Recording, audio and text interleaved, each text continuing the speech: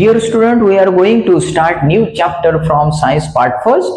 Chapter number 4, effect of electric current. And this chapter is very important. Ha chapter खूप important आहे. It will ask for 7 to 8 marks in a board exam. Board exam मध्ये 7 to 8 marks साठी या lesson वरती या chapter वरती question विचारले जाऊ शकतात आणि मोस्ट ऑफ द टाइम 5 मार्क्सचा जो क्वेश्चन आहे याच लेसन वरती विचारला जाऊ शकतो. That's why focus on this chapter. हा फिजिक्सचा चॅप्टर आहे आणि जास्तीत जास्त वेटेज असणारा आणि याच्यावरती फोकस करा. Before starting this lesson we must know about some basic things. काही बेसिक थिंग्स आपल्याला माहित असणं गरजेचं आहे. In that, first one is electric current. What is electric current? Electric current means flow of electron through a conductor. Conductor is bad or good. Good conductor, bad conductor. Conductor चे types आहेत. Conductor म्हणजे तो conductor नाहीये. बस मधला ticket म्हणणारा conductor नव्हे. Conduct करणे.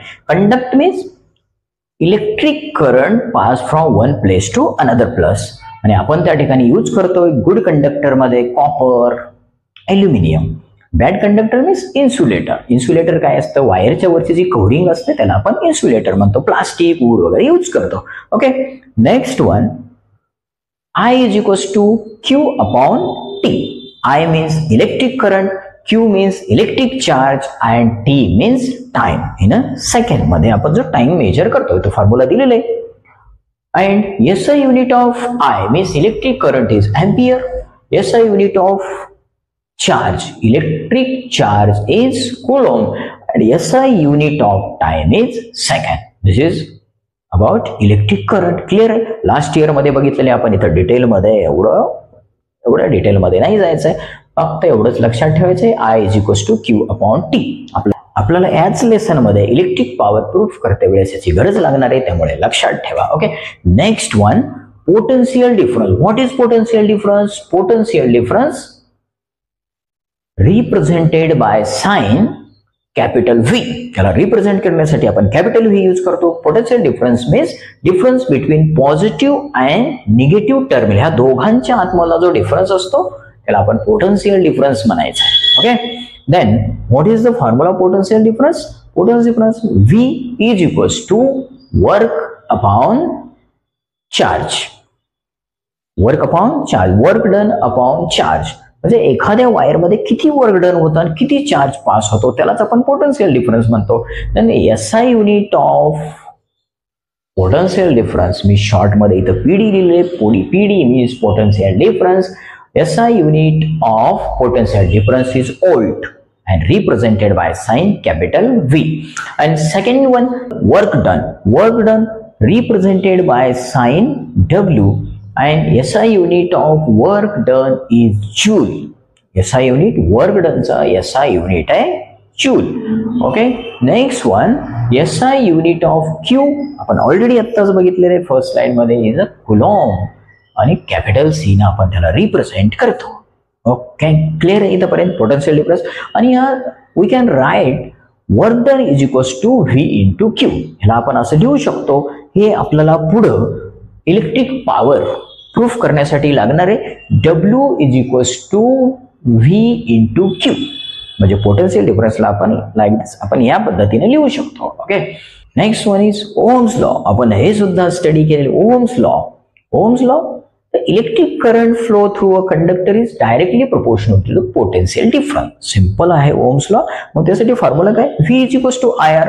V means again potential difference. I means current. R means resistance. आता हे रेजिस्टन्स काय असतं? रेजिस्टन्स मीन्स लाईटचा जो फ्लो असतो त्याला रेजिस्ट करणे, अपोज करणे किंवा लाईटचं स्पीड कमी करण्यासाठी रेजिस्टन्सचा यूज केला जातो. आपण 9th स्टँडर्ड मध्ये हे सुद्धा स्टडी केलं होतं. रेजिस्टन्सचा यूज काय असतो? To reduce the speed of electric current. Okay. And त्याचा फॉर्म्युला आहे V is equals to IR. इथं SI युनिट दिलेलं आहे सगळ्यांचं. परत तेच आहे. आणि एक न्यू याच्यामध्ये resistance SI unit of resistance means R is ohm. सायंटिस्टच्या नावानुसार दिलेलं आहे. त्याचा साइन पण आहे. ओके. क्लिअर आहे. नेक्स्ट इज सर्किट डायग्राम और इलेक्ट्रिक सर्किट. इलेक्ट्रिक सर्किट काय? सर्किट मुन्नाभाई MBBS मधला सर्किट नाव आहे. सर्किट डायग्राम मीन्स आपण असेंबल करतो. कंडक्टिंग वायर घ्यायचे एमिटर घ्यायचे, व्होल्टमीटर घ्यायचे, रेजिस्टर घ्यायचे आणि ते सगळं एकत्र कनेक्ट करायचे, त्याच्यामध्ये स्विच असणारे, की असणारे आणि त्याला आपण सगळं एकत्र असेंबल केलं, त्याला म्हणायचे सर्किट डायग्राम और electric circuit. Look in that diagram. तुम्ही जर डायग्राम कडे जर बघितलं तर तुम्हाला लक्षात येईल फर्स्ट ऑफ ऑल त्या साईडला प्लस आणि मायनस आहे. Plus big line, small line, big line, small line, plus two minus, that is called battery. त्याला आपण बॅटरी म्हणतोय. 9th स्टँडर्ड मध्ये झालेले. तिथून जर अपोर्ड डायरेक्शनला गेला एरो दिसतो, करंट फ्लो होतो त्या प्लस पासून अपोर्ड डायरेक्शनला, त्या एरो कडून की कडे, की दोन असा ब्रॅकेटच्या आतमध्ये डॉट आहे, त्याला की. की म्हणजे इथे चावी नाहीये, की means button, switch. Okay. Next one, तिथून जर लाईट पास झाले पुढे पुढे ए टू बी मध्ये जे झिकझॅक लाईन दिसते त्याला म्हणायचे रेजिस्टन्स और रेजिस्टर. अँड नेक्स्ट वन, तिथून ए टू बी लाईट पास होऊन जातं, गोल सर्कल मध्ये ए दिसतो, त्याला म्हणायचं एमीटर. एमीटरचं फंक्शन काय असतं? Ammeter to measure the electric current pass through the conductor.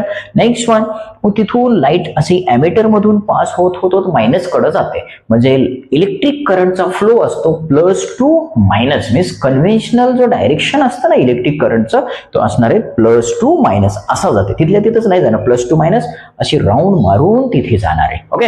आणि आतमध्ये जो सर्कल काढून त्याच्यामध्ये जो व्ही लिहिलेलं आहे, it is a voltmeter. It use to measure the voltage. Light मध्ये जो व्होल्टेज मेजर करण्यासाठी voltmeter means potential difference measure करण्यासाठी त्याचा यूज केला जातो. ओके. क्लिअर आहे? सर्किट डायग्राम लास्ट इयरला सुद्धा झालेलं होतं. Okay. Next one is electric power. Electric power means work done upon time. म्हणजे पॉवर मेजर करण्यासाठी आपण एखाद्याला वर्क दिला, तो किती लवकरात लवकर करतो त्यावर त्याची पॉवर डिपेंड आहे. एक काम करण्यासाठी एकाला 1 तास लागत असेल, एकाला अर्धा तास लागत असेल, तर पॉवरफुल कोण? जो अर्ध्या तासामध्ये जो काम कम्प्लीट करणार आहे त्याला आपण पॉवरफुल म्हणतो. म्हणजे काम आणि वर्क अँड टाइम दोघं एकत्रितपणे आपण त्याला पॉवर म्हणतो. Means electric power means work done upon time is the formula. Next one, electric power represent by P is equals to work done साठी W अँड टाइम साठी T. ओके. क्लिअर आहे? Means P is equals to W upon T is the electric power. हा simple formula आहे, W upon T. इथपर्यंत clear आहे? आपण याच्या अगोदरच्या एका स्लाइड मध्ये बघितलं होतं, potential difference is equals to work done upon Q. Okay. Work done upon Q. It can be write like this, W is equals to V into Q. याला आपण असं लिहू शकतो. and this value, ही जी व्हॅल्यू आहे ती put in this equation. या इक्वेशन मध्ये ठेवला तर काय होणार आहे? हे बघ, P is equals to, equation तिकडे दिलेले, VQ upon T. VQ upon T. and आपल्याला हे पण माहिती आहे VQ T, Q upon T, I is equals to Q upon T. हे माहिती आहे आपल्याला electric power.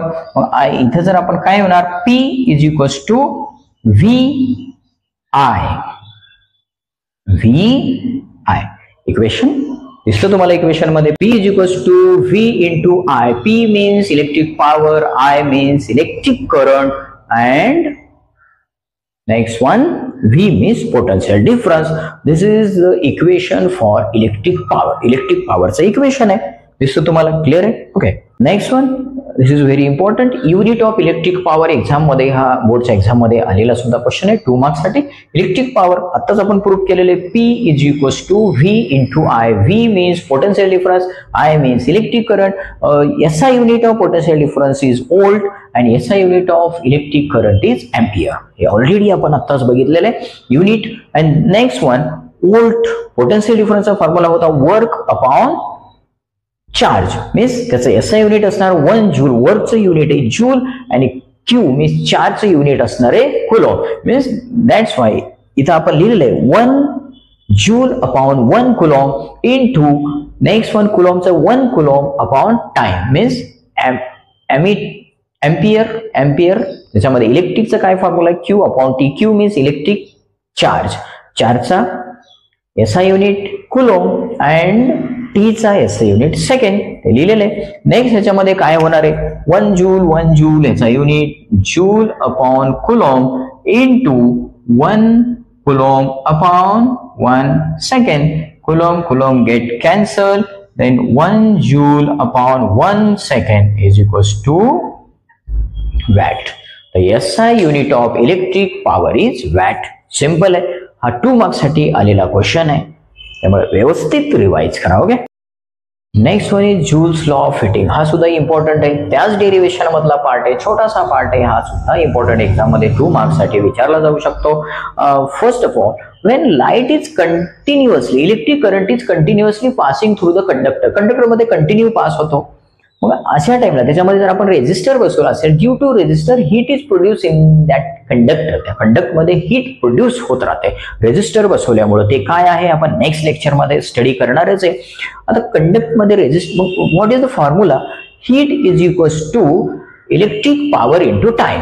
Electric power into time, त्याच्यासाठी आपण लिहू शकतो H is equals to P into time, means T into T. P साठी आपण काय लिहू शकतो? आताच इक्वेशन मध्ये बघितलं, electric power is equals to V into I. Write down here H is equals to V into I into T. इथपर्यंत clear असेल. आणि अकॉर्डिंग टू ओहम्स लॉ आपल्याला माहिती आहे V is equals to IR. Look here, short मध्ये काय equation झाला? H is equals to P into T. या P साठी आपण काय लिहू शकणार आहे? V into I into T. तर ऑलरेडी आहे. And next one, according to Ohm's law काय सांगतोय आपल्याला? Ohm's law V is equals to IR.